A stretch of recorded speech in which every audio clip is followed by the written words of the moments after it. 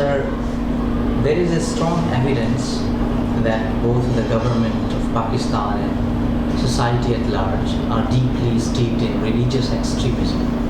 So what's your take on it? Sorry, both governments, which both?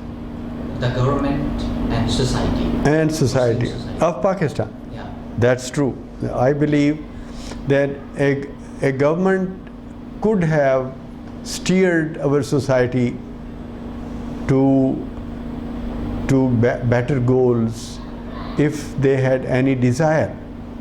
I disagreed with my own leader, Zulfikar Ali Bhutto, when I saw that he was moving into the direction which goes against the mainstream development. For example, he started taking religious issues as the primary issues. For example, he took the Ahmadiyya issue into the assembly and passed a government law, a parliamentary law, to ban them as Muslims, made them a non-Muslim minority. That was very strange. I mean, how a Democrat can start moving in that direction? Then he started moving into the direction of nuclear weapon. Again, a violent act. Look, I said to Z.A. Bhutto, wrote a letter to him because he was very busy and was not meeting me. I wrote to him, "Sir, I know you for your capacity and ability to win any opposition on the negotiation table. You can turn tables on your enemy by negotiating. Why you, with your immense ability to negotiate and do the diplomatic activity, should go towards nuclear weapons? You who were able to do wonders with Indira Gandhi on the table have now decided to go for nuclear weapons? Why do we need it?" That is what I said, and he did not give me any answer. Well, he spoke in speeches and said, "We will eat grass, but we will create a weapon." This is how our leaders who were able to change this mentality of our people decided to go in the wrong direction. And nobody had a greater study circle than Zulfikar Ali Bhutto had. It was a huge study circle. He could have educated our people the way he wished, but he did not wish to take them to a brilliant thinking.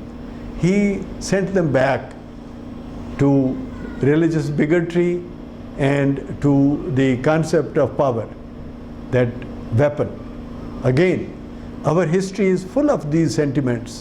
Power. We are power hungry. Muslims have that sickness for power. And please see the point. We have in our temperament a great tendency to become aggressive. Muslims all over the world are easily aggressive. They can be aroused. Well, let me quote a very interesting thing for you. It is said, to every action there is a reaction. But that is a wrong application. In Muslims, it is not the proportionate reaction. To every action there is a proportionate reaction. That's what we learn. But you see, if you put 100 centigrade into a bowl of water, it boils. If you put 100 centigrade of temperature into mobile oil, it does not boil. Water evaporates, gases evaporate far earlier, but steel does not evaporate. And mobile oil will not evaporate even at 150. So the question is there a proportionate reaction? No, not in that sense. you have to say on different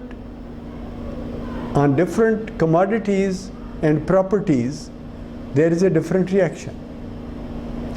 Muslims are the most volatile element in human society. Why? They are genetically made into it. From our first day, we are taught stories of violence and power and valor and bravery.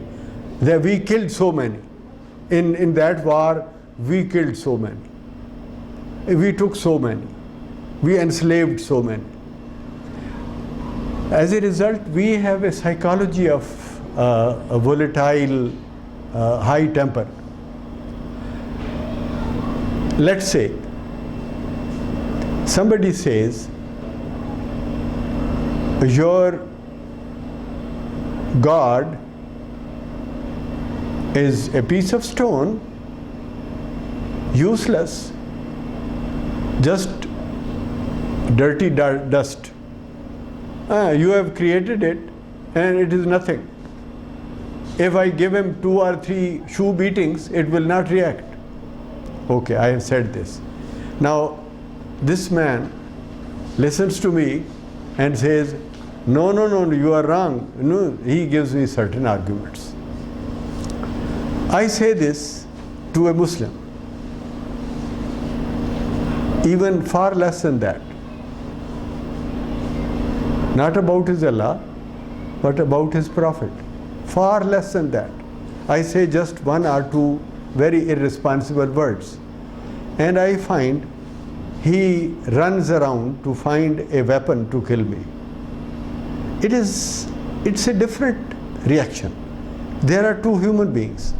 One is trying to convince you that it is not stone. My God is not stone. It is, it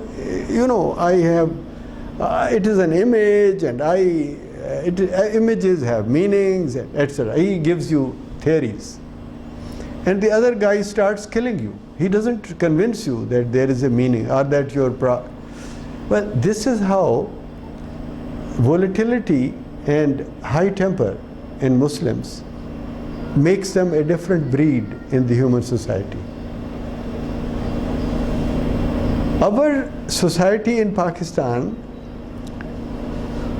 could be redeemed, and it could even now be redeemed to become a better civilized society. Believe me, I saw people in Pakistan in 1960 when I was a boy, and I remember vividly that in Lahore, this same Lahore where you see people destroying shops on the mall because somebody in Europe or America has created a caricature or a cartoon film, and people are ready to kill each other and exploding and devastating their own markets. Same Lahore, and I saw a number of incidents in which drunken people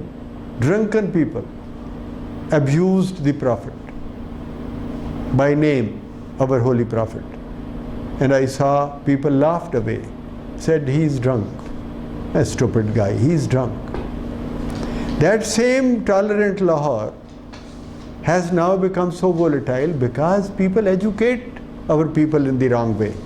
If you educate your people in such reactions, and we have the long history of that education, we will not go into the correct direction. So you are absolutely right that the people and our governments have gone together, hand in hand, to make this situation so miserable, so religious, so extremist. Instead of teaching tolerance, because a leader will become unpopular in the beginning if he starts telling people, this is not right, don't do this.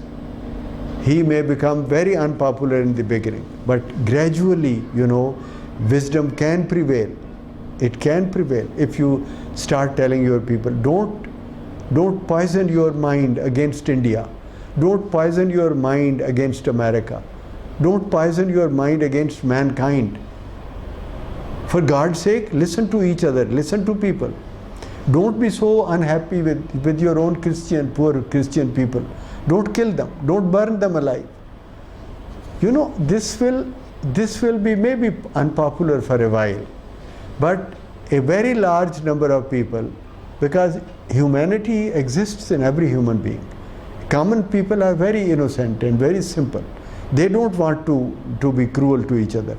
If you give them good ideas and you gradually insist on those correct ideas, Pakistani public can be educated to become tolerant and peaceful. But and I will agree with you more than you that it is not only equal responsibility, it is more responsibility of the government leaders or leaders of the people that they have failed to educate our people.